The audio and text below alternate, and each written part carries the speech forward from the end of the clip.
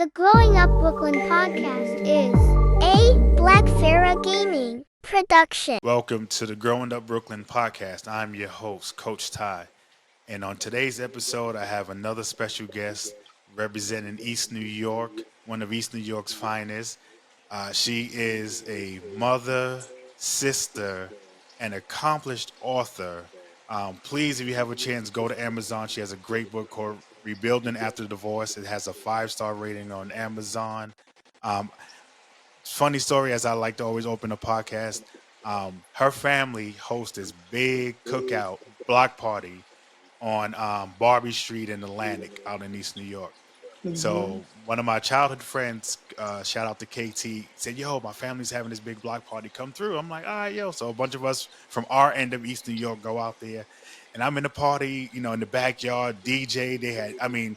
They fed damn near half of East New York. That's how much that thing goes down. Yeah. So I'm sitting there drinking a beer, chilling, and I look to my left, and I see my pop standing over there. I'm like, what the hell you doing here? He's like, what the hell you doing here? So come to find out, our fathers have actually grown up together. They've known each other, at the time since they were little kids. That's right. Rest in peace to both of our pops, Ricky Hodges and Ricky Brown, shared the common name. And, I'm lucky to have my guest on. And another quick story, when I tell you her name, there's a reason why I'm wearing this shirt, because behind every pharaoh, there was a queen. And in today's queen, we have Miss Nephetia Brown on the podcast. Hi, Ty. How you doing? I'm all right. I'm so happy to be here. Yeah, I'm happy. So happy to have you. And like I said, your name, again, named after the great Queen Nefertiti. I wanted to wear this shirt because, my nickname in gaming is the Black Pharaoh. I said, because I always think about what shirt I can wear that could resonate with my guests. And when I saw your name, I said, I had to bring out the Pharaoh T-shirt today. That's for sure. What's up. So. That's what's up. That is what's up. I'm feeling that. My dad is responsible for my first name. And he's responsible for my first name. And my great-grandmother actually figured out the spelling. Instead of a F, it's Nephetia. So he was real, like he was real strategic in naming me.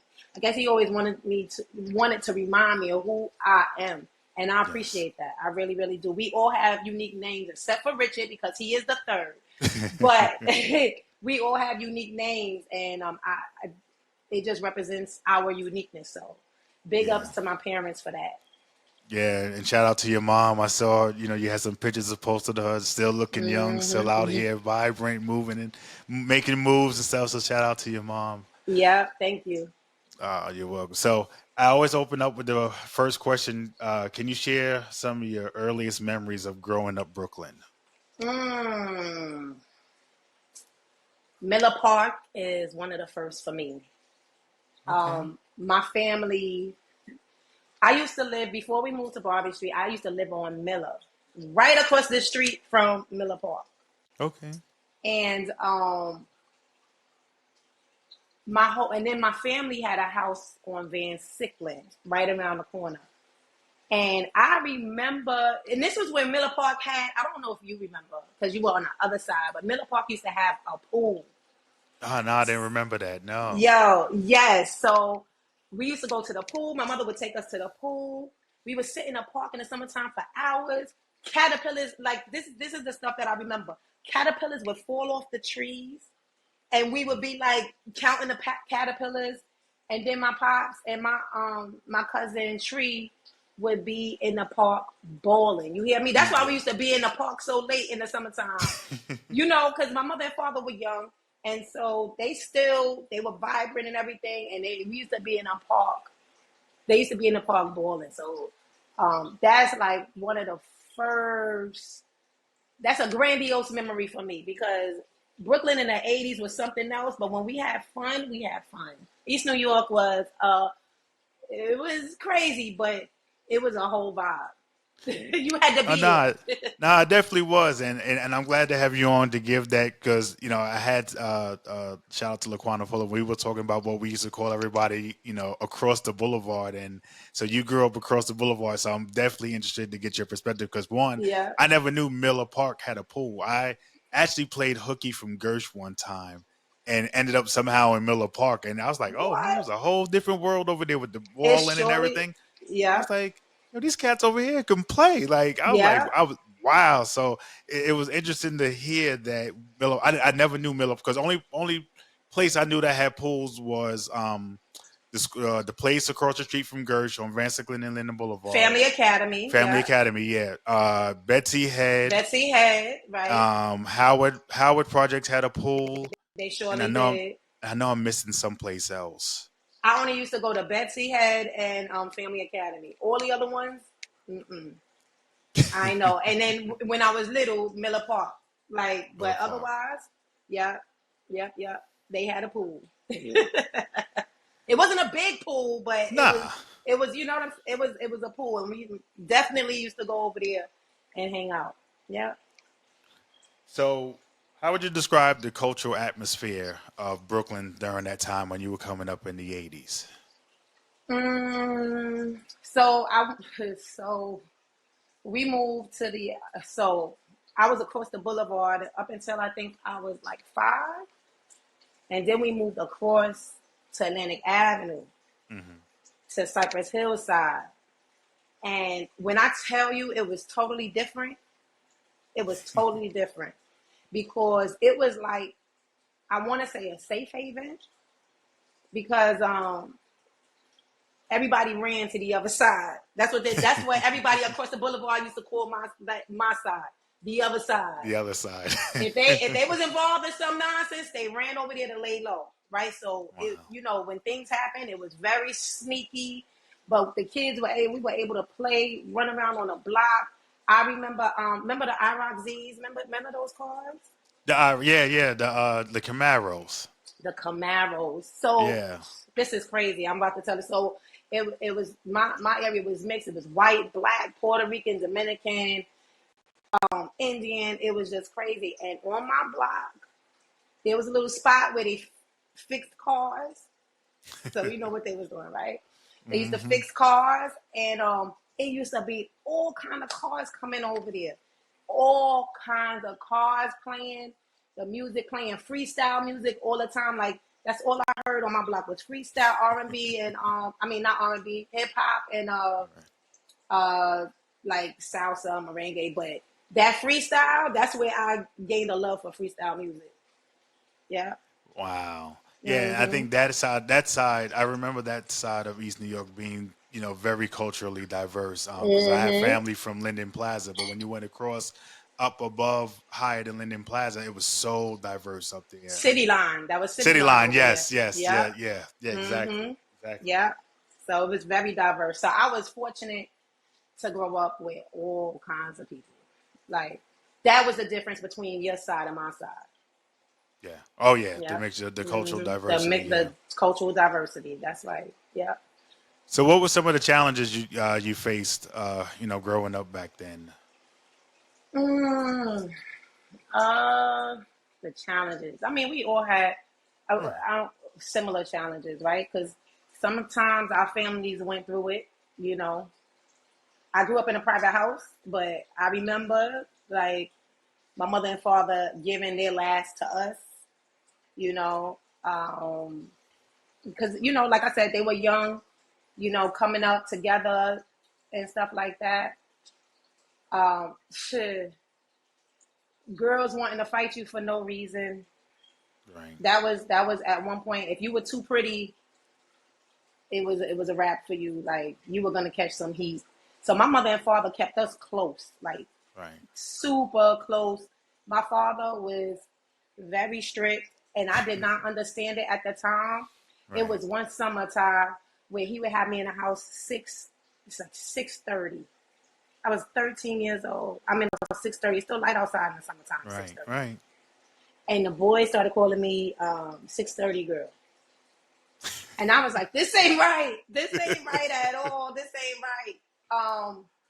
But later, when I look back, my father saw something that I didn't see. I was growing up, Yeah. and he probably saw the guys looking at me and was like, "Nah, I'm not having it."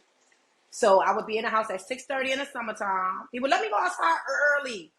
Right. But in the summertime, in the evening, 6:30, come to the house, eat. Daddy, can I go back outside? Yeah, sit on the porch. I'm like, are you kidding me? And then I was coming upstairs an hour after I get outside. I was like, forget it. I ain't even asking to go back outside. But that lasted just the summer. That summer. The next summer he was all right, but yeah. Those are some of the challenges. I don't think the last one was that was a challenge at the time, but when I look at it, I'm like, yeah, I understand. Yeah, he's looking out for you, Yeah. and Mhm. my oldest is a girl, and I, had to look out for her and school her, and he just wants to make sure that you're prepared because, guys, and I was a guy, teenager, we'll say anything, see, like you said, the cute girl on the block, and we would just say anything and everything, to get in your Everything. ear, Oh and my he just, God. and your dad being old school, of course, like my He dad, knew. Yeah. yeah, because my sister went through the same. My sister, I I tell know you she what. did. I know she She went did. through the She had same all the hurdles. hair. No, she had the hair. She had the body early. So I know she did. I know she did. That East New York water. That's what it Yeah, was. it's the East New York water.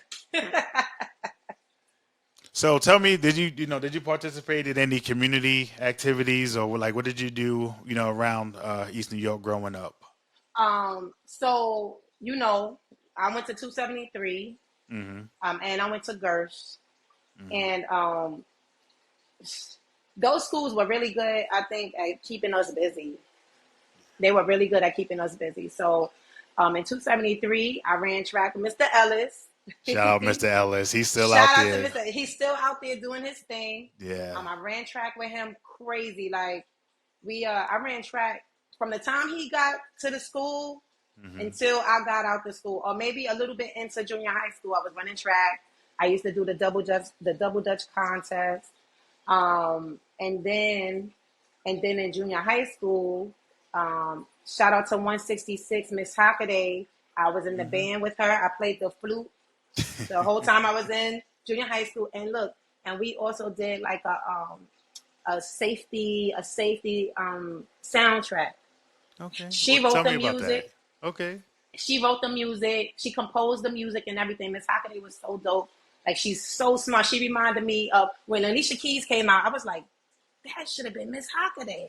Same type Exactly. of look and all of that Yeah. stuff. So she composed the music and everything. She taught us, like she really gave us her heart. She taught us how to play these instruments by herself. She had no assistant. Right. She took us to the studio. We were bused to the studio every time we Wow. had to record. Then we were able to see the premiere of the safety video and stuff like that. So that was really, really cool.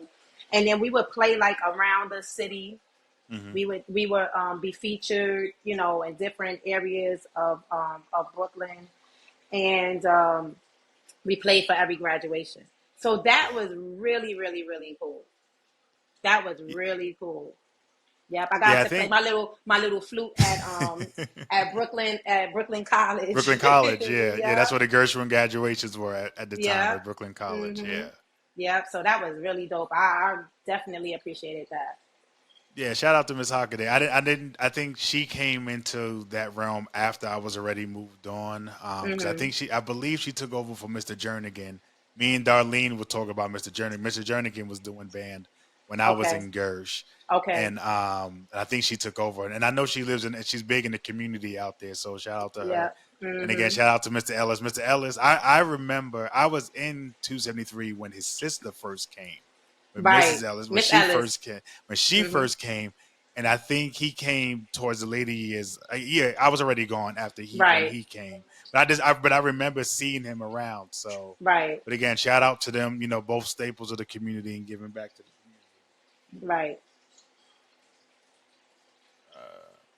So talk about. I'm sorry. I just got distracted. I meant to put my It's phone on okay. vibrate. It's okay. So talk about so growing up near the city line area. Talk about and you talked about the diversity. Talk about all the different types of foods that you guys got to Oh my experience God! up We there. had a bunch of. Sorry, I'm taking my food out. Look, Mom. Come wave at Ty. That's Ty Hodges. Come wave. Come wave on the thing. Say hi to Ty. Hello. He said hello.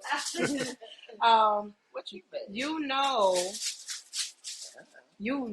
that the arroz con pollo, the gandules, the sweet plantains, like the Dominican restaurants were on Slamming. still slamming to this day. You know what I'm saying? Like still slamming in East New York to this day. So that's where I grew up. So like we didn't eat a lot of like Jamaican. We didn't go to Caribbean restaurants. We went to the Spanish restaurants. Mm-hmm. And I didn't start eating like Caribbean food until later in my life because I was always eating Spanish food and like my best friend, her mother, she was Puerto Rican, so we used to go to her grandmother's house and eat her food. And then my nephews, their mother is Puerto Rican, so we used to go to her mother's house and eat her food. Mm-hmm. So I was always arroz, gandules, y pollo, chicharrón. Like I was always into all of that. Oh, so you were honorary Puerto Rican, huh? I say I'm honorary Dominican. Dominican, excuse me. Yeah, Dominican. No. Yeah. They get so pissed off because they're both Puerto Rican. They're like, how you honorary Dominican when we Puerto Rican? I'm like, listen, they make the best food, in my opinion. Yeah. I used to go up to Dykeman Street a lot. That's where my older kids, their mom is from. She grew up, and they used to make. That's basically all Dominican up there, and their food, the Cuban sandwiches, everything. Oh my, yeah. So I definitely feel you on that. And look, check this out, right? So another one of my friends growing up, right across the street, Alex, the Romans, Chino, Alex, Mikey, Anna, they mother, and Jerry, they dad. Let me tell you something.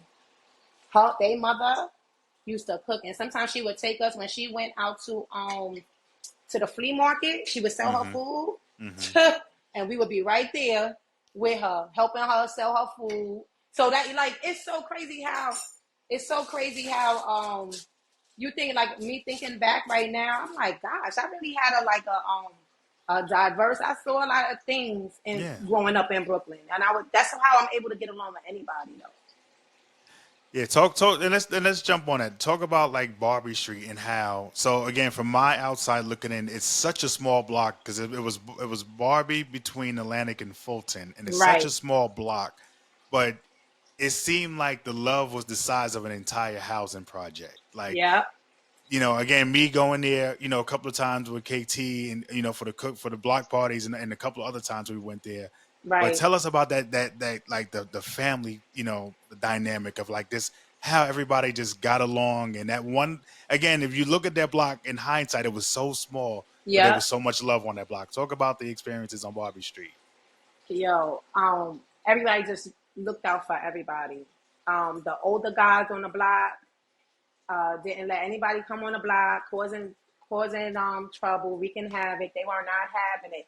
They protected us because my dad, when he moved from Boulevard, that's where he moved to. Right. And so that's what they did in, the years prior as my dad was growing up. So they did not let anybody step on that block. Nobody was stepping on that scene, causing any problems. If you did, you had some stuff, you had something to worry about. And the parents they watched each other's kids. I had cousins that lived right across the street. You know what I'm saying? Because my brother, which is so crazy, my brother, before he moved to Linden, I think he lived in Jersey, and then he lived across the street because his family is from Barbie Street too. Right. That's how his mother and my father met. Right. And so my cousins lived right across the street. So we were always at each other's house, And so it was just, and the families were there for years, and some of the families are still there, which is so bananas. My grandmother been in that house over 40 years. Yeah. Oh, yeah. You understand? Yeah. Over 40 years. So close to 50. Because like I said, she moved there when my father was 14. So 50 years. Yeah. 50 years. Yeah, almost 50 years. Yeah, almost 50 years because my father would have been 63. Yes. Right? Yes. Yeah, So, yeah, he's the same age as my dad. Yeah. yep. So it, you know, that was a blessing. Like that was a complete blessing. That was a complete blessing to have such a family oriented community. It was Yeah, really cool. like I said, shout out to Barbie Street. Like I said, Hmm. definitely. Tell us about your experiences with the transit system. I always like to ask people this because everybody has a different. And what I mean is because, of course, on our side we had the 3 train right there, the 20 bus, Right. 83 stuff like that. But you guys obviously had I can't remember the bus that went down Atlantic Avenue. The 24. 24, yes, the Then 24. we had the J train, and if we walked across Atlantic, whichever way you across Atlantic or on Pennsylvania, Hmm. or Broadway Junction, the C train, the A and the C train. Right, right. Um, but like it was, and then we had the 56 up Jamaica That's Avenue right. by That's right. The Highland Jamaica Park. Avenue. Yes, the Jamaica Yeah, Avenue bus. Yes. yeah, the Jamaica Avenue bus. So it was pretty easy to get around. But as soon as you asked me that, what came to my mind was the boys on the block walking the L. So they would climb the train track, run to the next station, and get on the train without paying. That's what they did. That's crazy to climb the L up on the J train and to get up there in between the stations and go down. What? No, that couldn't have been Linwood. I uh, was Cleveland. Cleveland.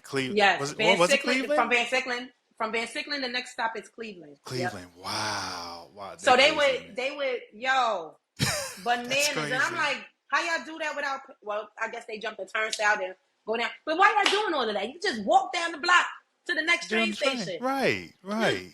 No, because they was just acting up, and we would be outside. We like, yo, that's such and such walking on, like crazy. So that's what I remember. That's what I remember. That's great. I can't even imagine because again, the L closest to us was the 3 train. I couldn't even imagine climbing up that pole to get up. No, no, Yo, bananas. What are y'all doing that for? Just for fun? Just for just kicks? for fun, just Yeah. being kids. Just Yeah. being kids. So crazy. And tell me about the fashion scene up there because I ain't gonna lie, you guys. There was a sneaker store on, I believe, Cleveland and Fulton that always. So I always say that these kids today don't really understand fashion because you know it, we style. Like we put stuff together, you batch from head to toe. These kids That's just right. cover Put it their on. eyes.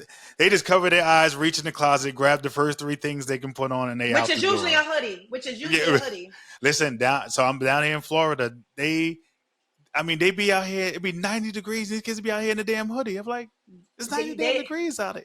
they are dehydrated. Yeah, yeah. No, They no sense of dehydrated. style. Because No I sense can't of. understand. You know what else too, Ty? Like we would never wear Adidas socks with a Nike Oh, t-shirt. not the cross. Well, I mean, it's not cross dressing, but I forget what the term is. But yeah, if you were Nike, you were Nike down. If you was Adidas, you Adidas down. Like I Fila said, down. Like oh no, fila down. Everything, you know what I'm saying? Everything match. Remember the guys used to wear like so on our side, we had the sneaker spot on Cleveland and we have one on Van Sicklen. hmm Um the guys, they would go get their fila headbands with the fila velours, with their fila yeah, sneakers, yeah. right? Or you get your wallabies. Wallabies Oh, was big too. Um, the baggiest jeans you could find. That's why I with can't some really Tims. with some Timbs. That's why I can't That's really right. respect all these stretch pants wearing. Whatever, whatever. I can't Yeah, really it's get with it. Like it's not in my heart. I don't you want know, anybody and dressing like we used to dress, but you know what I'm saying? I can't really get with the like you can have straight legs, but that stretch, like your pants tighter than mine, I don't know. nah. I mean, it's a super slim fit, is I think what they call it. Something they call it Super something crazy slim. because Yeah, me being at the school, I see a lot of it. It I ain't know. oh coach, like one of them ran up on me with something. It's like, well, what are those? I was like, dude, I said these Jordan, you wouldn't even know nothing, but they didn't know they were Jordans. I said you wouldn't even know nothing about these Jordans, bro. Like I had the cherry Right. reds on. Oh, coach. Oh, cherry. Oh, listen, you guys ain't up on fashion. You guys No, you guys don't have no idea. no sense No idea. of fashion. Like, relax, bro. We got this. We got this. So let's talk. So arts and entertainment. So you talked about playing the flute and stuff like that. So what kind of other types of arts and entertainment things did you experience growing up Brooklyn? Dance. You know, all the girls, we were dancing hard. But I took some dance classes in high school. I didn't go to high school in Brooklyn. I went to high school uptown. So Where'd you go? I went to A. Philip Randolph Oh, campus high okay. school. Yeah, Yeah. yeah. And I played ball there. I danced there. I ran track for a little while, but I immediately got into playing basketball. I was a power forward like my father. And I had a good time uptown. I had a good time. I had a good time uptown.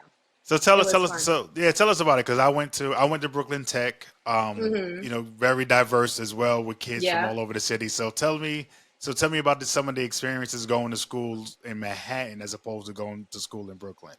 Well, you know, uptown on 100 and what was that, 135th in St. Nick, Say it's Nick, yeah, diverse. It's like yeah. again, it's like my side of East New York.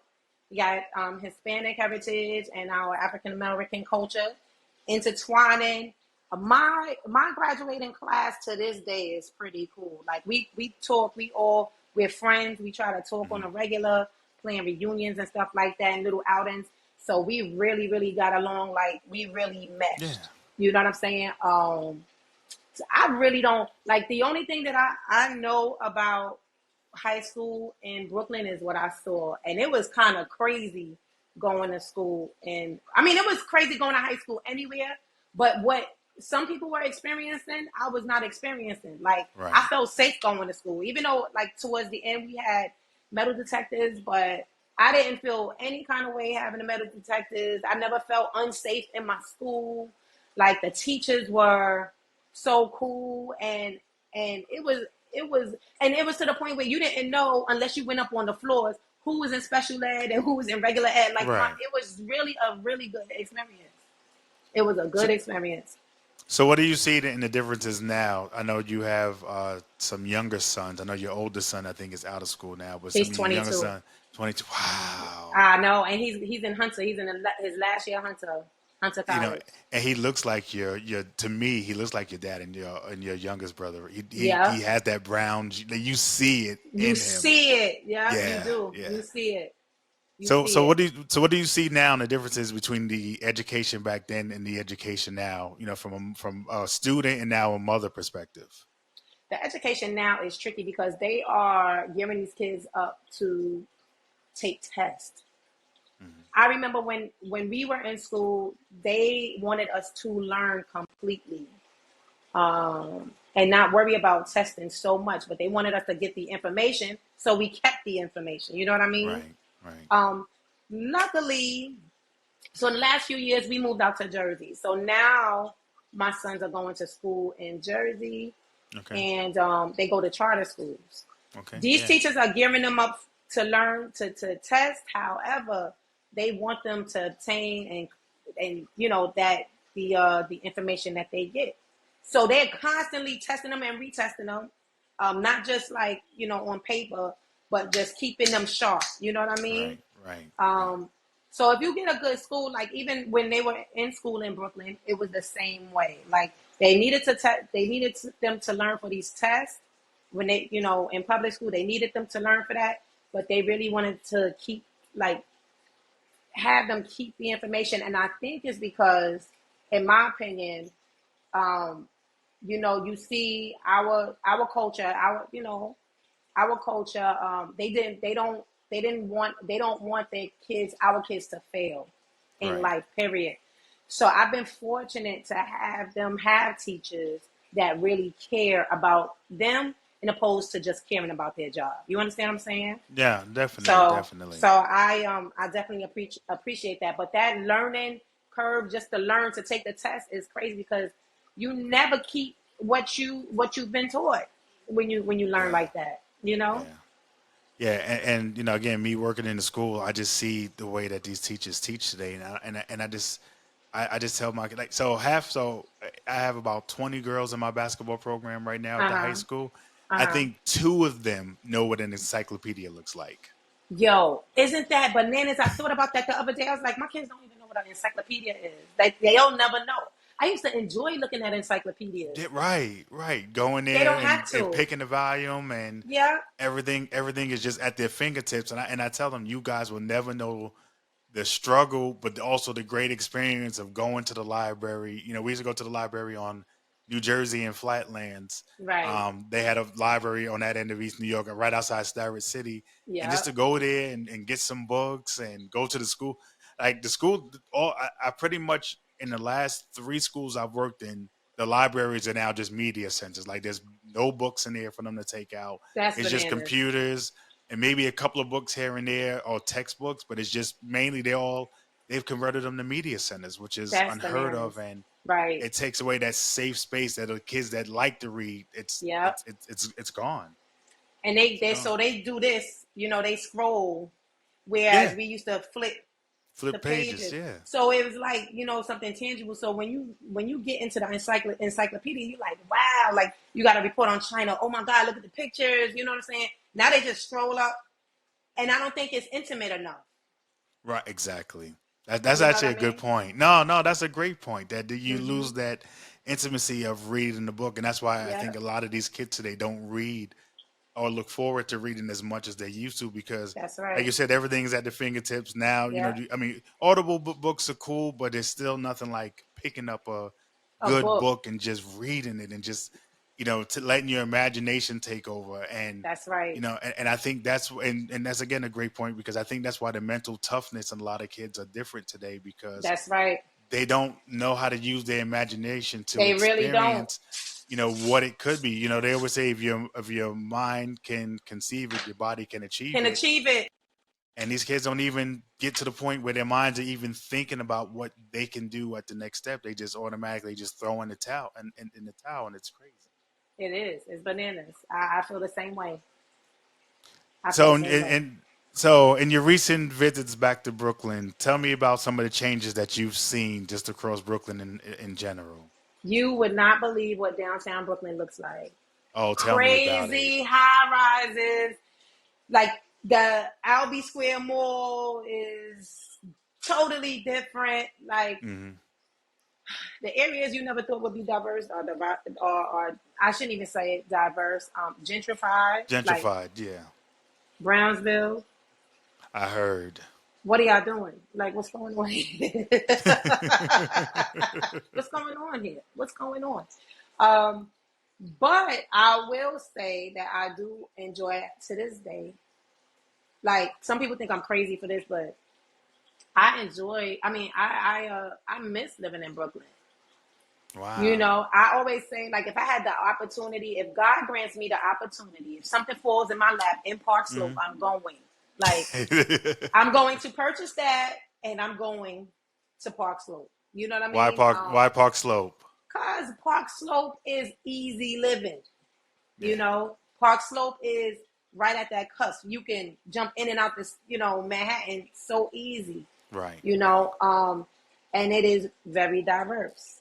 So I would jump on that bandwagon. You hear me? Quick, fast, and in a hurry. And plus, not only that, you know that the property value is, pretty high in Oh Park Slope. yeah. Oh yeah. So I would definitely move to Park Slope for those reasons. Wow. Hmm. That's a very interesting perspective. I mean, I haven't been back to Brooklyn. It's been a while. I think I want to say 2016, I think was the last time I was in New York. It's been that Wow. long. Like all behind the Gateway Mall wasn't well, the Gateway Mall was there, but the houses around there weren't done. That's right. Um when I go back, I give me a slice of pizza. I still go to Pennsylvania Avenue across from the old Hmm. Models. Hmm. I heard they're still there. I hope It's they're not still there. Models no more, but I know it's not no yeah, Models, but the pizza shop is still there. the pizza shop is there. It surely is. The pizza, that whole strip mall, Mr. Lee's, all of that Yeah. is still there. Good, good. And yeah, it's all there. But the Models is now Burlington Coat Factory. That's I so ain't gonna lie, fucked that up. Models was hitting when it first. My Hey, grandmother, when they first built it, my grandmother brought me a triple fat goose out of there, and you understand? I thought I was the shit until 2 years later, everybody started dissing triple fat gooses and stuff like that. But You know? they still make them.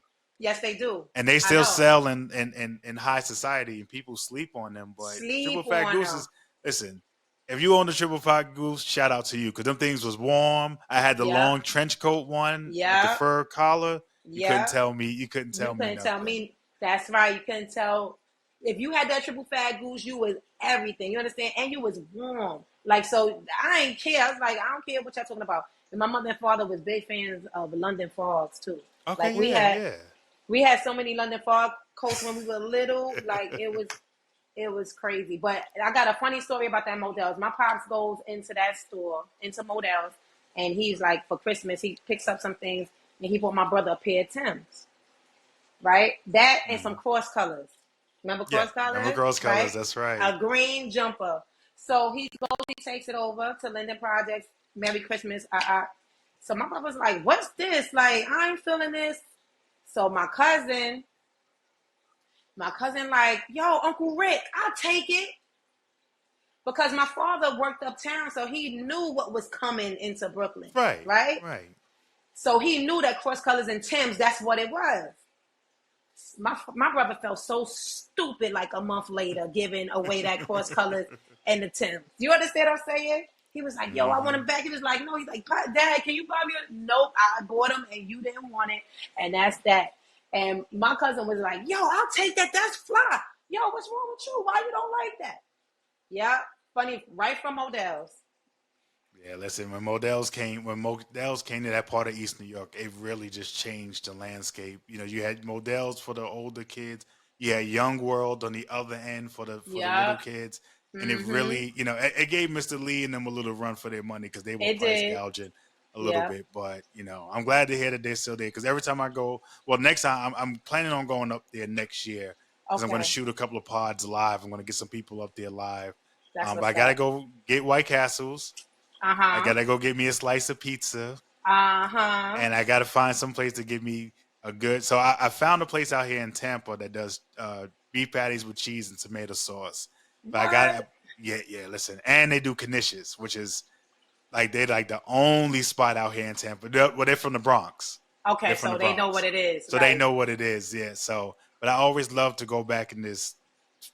You know, see my kids and my family, of course, but give me some White Castles and give me some pizza, some real like New York, you know, sauce juices dripping out of the damn pizza. Because that's New York. Pizza. That's right. That's pizza. We have the best pizza. Don't let nobody tell you anything different. Yeah. Chicago pizza can kick rocks. I don't care if you. Yeah, exactly. Like I'm like whatever. Uno's gets love, but it don't get no love. It don't get no love. So what is your favorite landmark in Brooklyn? Like the favorite, you know, what is that one favorite spot when you think of Brooklyn? Is like that. That's Brooklyn 110%. Coney Island. All right. So give us a Coney Island story. That's what's up. I remember, Ty, you're not gonna believe this, but I remember going to Coney Island when I was a little girl for Easter. Every Easter, my grandmother and grandfather would take us to Coney Island. And my grandmother would make sure that my mom's mom, she would make sure that we had the prettiest dresses going to Coney Island. We were dressed every Easter. And then I remember my dad and my mom, after my kindergarten graduation, they took me to Coney Island. And we went on the beach, and the water was still too cold. But we were just going to get our feet wet and stuff because it was June. So, you know, the water don't warm up until like July in New York. Right. So, I remember, like, Coney Island is my favorite place. I take my kids to Coney Island. Okay. We have, like, family outings. We'll all meet up at Coney Island. What's your favorite ride out there? The Himalaya is still dope. I love the haunted house too. I love the haunted house, and this is crazy. I still go like this. I still have my face in the haunted house. Can you believe that?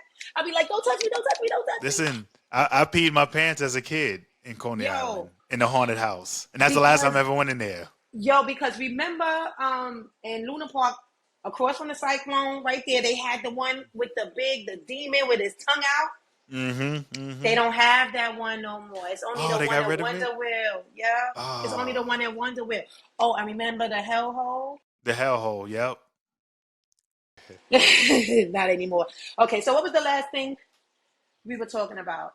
So we were talking about Coney Island and the Oh yeah. hellhole, and Uh-huh. so And the so haunted house. yeah. So you said the one with the devil's tongue isn't there It's anymore. not there. Nope. But the one in Wonderville Park is still there. Still there.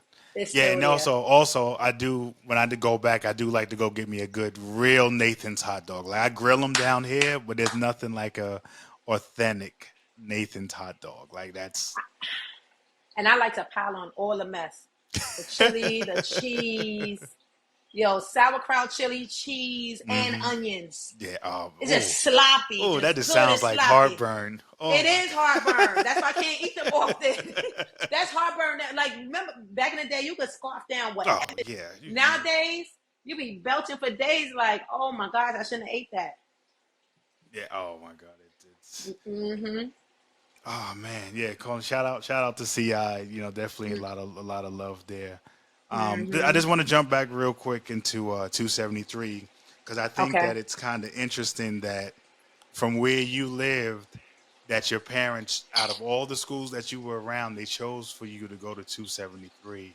Yeah. I know you talked about Mr. Ellis, but talk about some of the other teachers that really impacted you because 273 was very special to me, and it kind of Yep. shaped me in my Yep. upbringing. But Yep. talk about 273 and some of the other teachers that really impacted you. Talking about it's so like it gives me so much nostalgia. Like 273, we had Miss Jones. She was the principal. She was a black Yes. principal, Hmm. right? And she played with no one. Okay, okay. She didn't play with us at all. I so my dad. Did your dad go to 273 Yeah. too? Yeah. Yeah. Yeah. So our dads went to 273, Hmm. and their friends. So I had a lot of the teachers that my dad had. Wow.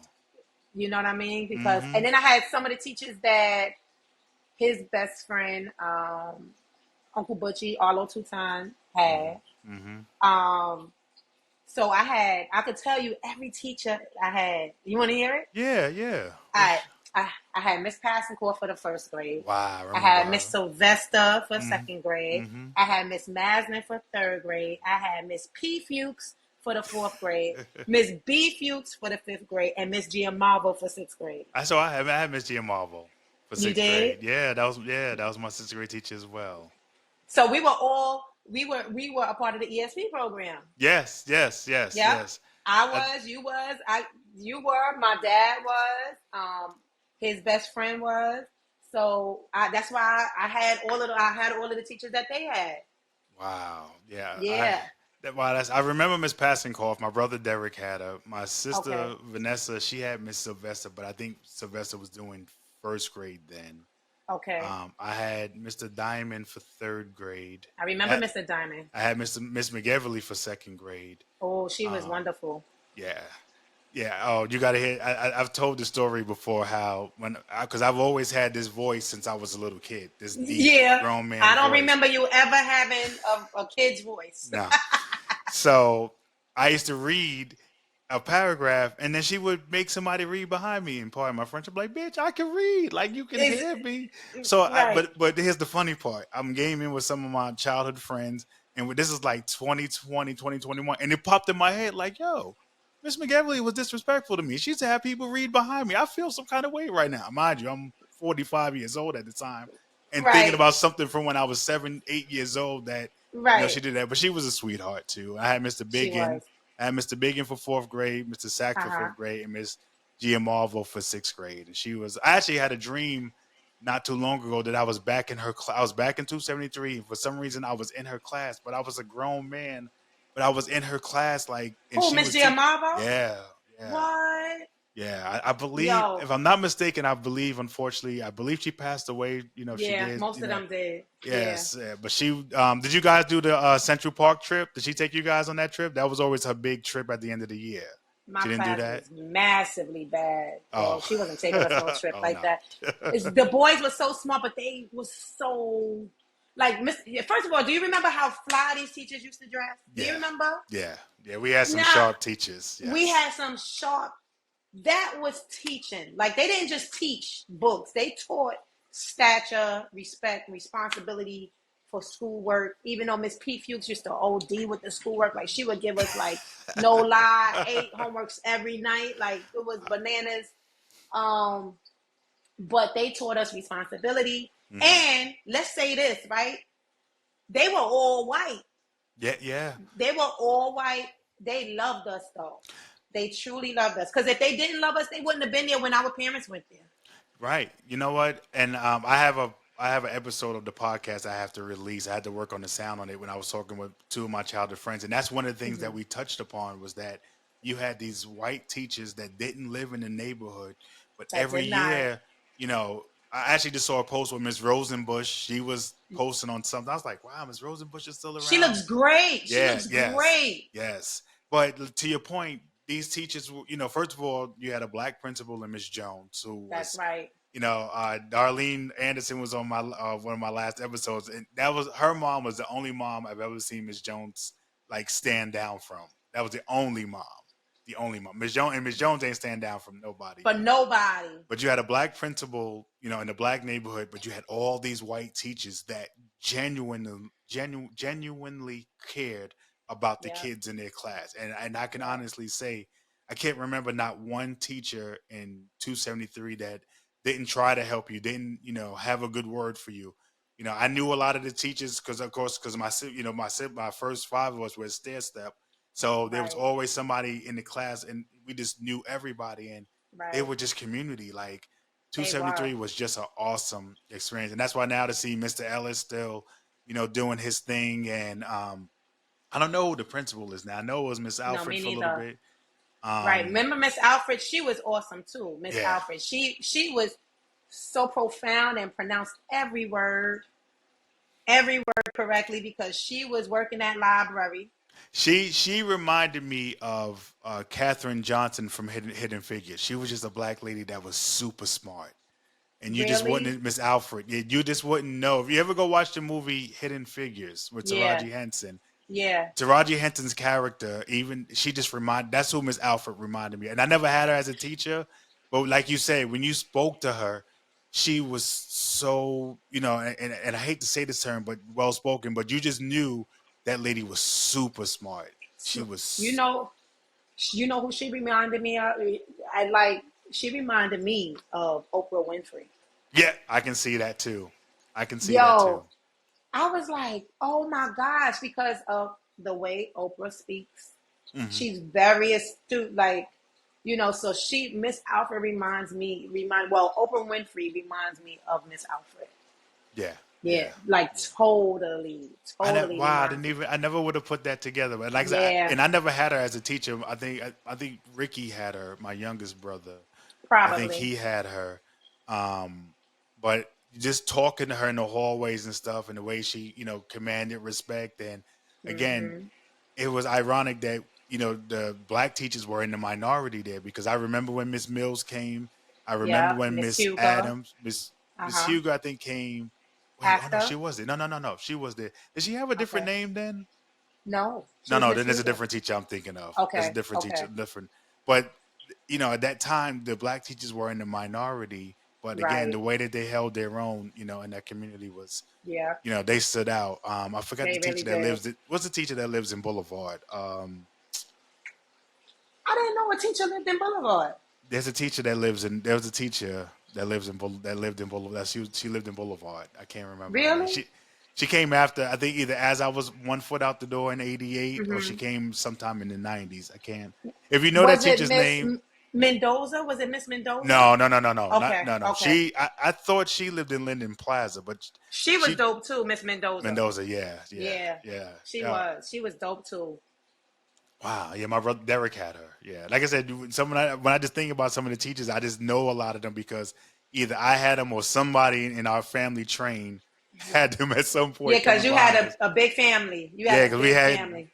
from 88, 89, 90, 91, 92. 88 started the graduations, and then, my mom and dad always had, either one or two a year, and then it got to, then it got to high school, and, then it just kept Right. rolling. So I would God. say from 88 to probably about 98, 99, I believe my family went to at least one, and then when you add Daryl in, so that actually might go a little further. Because that So was my probably, sister's age. yeah, so shoot, that might even go into almost early 2000s. From 88 to early Mm-hmm. 2000s, there was always a graduation they had to go to. Yeah. Oh, you know who you might be talking about? Was it Miss Green? No, it wasn't Miss Green. It was Sad. black, it was, younger black. I'll figure out her name. Mm-hmm. And it wasn't Mm-hmm. Huger. I can see it like on the tip of my tongue, but I can't put the. I can't remember. She was a nice looking lady, long black. It'll come to me. I'll figure out. Miss Herbert. Herbert. Yeah, there we go. Yes. There we go. Yes.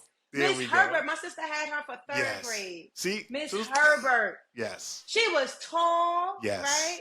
Yes. It's so funny because Miss Herbert, I used to work at a school in Brookline. Mm-hmm. I did the PAL after school program for DOE, for Department of Education. And Miss Herbert was the principal there. You hear me? So is that the one? Is that the one by the old Sunnydale or the one in Yes. Brookline? Okay, I think Yes. she must have took over for Mr. Hutchinson because I believe Mr. Hutchinson that 272. I can't remember what school that. I don't know why I can't remember the But school. I think but I remember Mr. Because Mr. Hutchinson first Hutchinson, yeah, left and went there first, and then she must have took yeah, over. Yes, but Miss yeah. Herbert was the teacher that I was. Hmm. Wow, that is the teacher I that I didn't was know she thinking lived of. in Boulevard. She lived in Boulevard? No, no, no, no, no. She didn't live in Boulevard. But it wasn't her. I have to look at. She's on Facebook all the time too. Okay. She has sisters and younger sisters, and her daughter. Uh-huh. It's not Hockaday. I don't think it was her. It's somebody that lived Well, in Boulevard. well, you know that. Well, there was Hockadays that lived in Boulevard too, And but was their mother a teacher at 273? yeah, yeah. There was a Miss Later Hockaday. on. There was a Miss Hockaday at 273. She came after I was already gone in the Yes. So 90s. yeah, Latoya. I remember because I went to school. I was in class with her daughter, but I don't remember her working in. I believe she worked at 273. If anybody in the Yeah. comments that watches this, if you remember, I believe she lived in Boulevard. I believe she lived Yeah, in they did. 758 Stanley or something like that. Yeah, they did, but I didn't remember that she worked in the school too. I didn't. She must have started working there after once I went to Gerson. I don't Yeah, remember I her think working probably in the there. 90s. I think she started working there in the Yeah. 90s. Wow. Wow. That's crazy. No, she's a staple in it. She was a staple in the community because everybody knew Miss Hockaday. Everybody, yeah, yeah. Everybody knew her. She was a nice woman. She was very, very nice. She was a nice woman. Yeah, and that's the advice that I give to a lot of the teachers that I talk to today up at the high Hmm. school that I'm at. That you got to relate to these kids. You got to understand their struggle, and that's why even though I don't teach, there, I still when Hmm. I go on campus, the kids respect me because I just talk to them like kids, and they, the That's biggest right. thing they're like, "Well, coach, they got to show me some respect." I said, first of all, we don't because we're not equals. That's right. And I tell them honestly, I said, I'm 47, you're 15, 16. We're not equal. You We are haven't not even lived a equal. fraction of what I've been through. That's But right. how you earn my respect is how you greet me and talk to me. That's right. They all call me Coach Ty. I don't say Coach Hodges. That's my brother Corey, and that's my dad. Right. But they call me. You address me as Coach Ty. You don't cuss around me. You don't do this. The black kids. We don't drop the N bomb. So as soon as I hear one, hey, we don't say that around here. I try to Yeah. correct that. And That's right. but that's where the message I would. That's why I loved our teachers then because That's you right. could relate, like they could relate to us, and they, when you was having a hard day or mom and dad was having a hard time, and like you said, we all had our hard times, and the Yeah. Jesus, okay, hey, go over there and just lay your head down for a little bit and relax. Yeah. Everything's gonna be all right. They just Yeah. knew how to make things right. So again, They really did. shout out to all of our teachers, And that positive, again, it starts with Miss Jones, and I said that before. She was the leader of leaders, and it that's started with right. her leadership, and That's it right. trickled down into her teachers. So before we go ahead and wrap up the show, I want to go ahead and open the floor to you. Tell us, what you got going on, what you got coming up, And please, and I know I talked about the book at the top of the podcast, but please, tell everybody about this amazing book that you got and where they can get it. And the floor is yours. Thank you, Ty. Again, I thank you for having me. It's been such a pleasure just being on the show. Listen, first of all, Ty was always a nice guy. He was always smiling. Like he was one of the older kids, and he hung out with my cousin, but he always had a smile on his face. Ty was Thank you. always the nice guy. So I appreciate you for even asking me to be here. Wow, it's crazy because I'm an electrician by trade. I followed in my daddy's footsteps, and getting into when I got married, I was still in the apprenticeship and stuff like that, and then we had kids. And got married and all of this stuff, and I got hurt on the job. So I wound up going back to work after a while. I went back to work after a few years of being out. So, it was rough. It was kind of rough because I'm home with the kids. I have an injury, and I'm married, and, you throw all of that stuff in the mix. Yeah. And I have a son already, and he had a son. So you throw all of that in the mix. It's just like, gosh, it's a lot of weight. You know what I mean? There was some things that happened, and some things that took place that, just caused things to dissipate. And, it happens. It happens. Not to mention my dad passed away. Yeah. That was sudden. Like when I got the news, like I felt that. Like I really felt, I was like, wait a minute, what? He was just celebrating at his a party. birthday. Like, his birthday. Yeah. It was, I'm like, what? Like when Kareem called me and told me, I was like, what? I was in complete shock. I definitely felt that. I think everybody in Brooklyn felt that. My father, everybody knew my dad. That's why I couldn't be bad. That's why I couldn't be bad. That's why I couldn't run around Brooklyn. I couldn't run around because they would tell my father, "Oh, your daughter." So not to get off topic, but I remember when I was pregnant and I didn't tell with my first son. I didn't tell nobody. Only a few people knew. And my brother's mother definitely told my pops. You understand what I'm saying? I'm like, really? And he just waited for me to tell him. Because he knew I was shook. But so I just said that to say how many people, our dads, I think your dad too, like when your pops passed away, nobody could believe that either. Yeah. But because they were staples and they were the good guys, they looked out for people. They were honorable mentions. Like if you knew them, you knew, they were honorable mentions. So so my dad passed away and my ex-husband was there from the beginning. He was at the party with me. Wow. And my dad passed away, I think it was like 12:08 midnight. Had the party, walked down the block because he had the party right on the corner. Walked down the block, boom, in the yard, passed out. So my ex-husband helped me through all of that, helped my family through all of that. And, not to be crazy, but there were some things I ignored because I was holding on to him so tight. Right. So when he decided he didn't want to be married to me anymore, it didn't come as a surprise to me. Because I was already feeling like there was some things going on that I could not. Because I've never been married before. When you get married, if you get married for the first time, you have no clue what you do. No. There's no manual. There's no manual. Unless you see it in your experience. But even still, everybody has their own avenue. When everybody handles marriage different. So there's really no manual to your point. There's no manual. So, I kept a lot of things to myself. Yeah. I didn't involve my family. So I was just like really drowning, right? In grief because I dealt with my father dying, but he was there to hold me down. And when I realized that my marriage was over, that's another, now you have to grieve again. Right.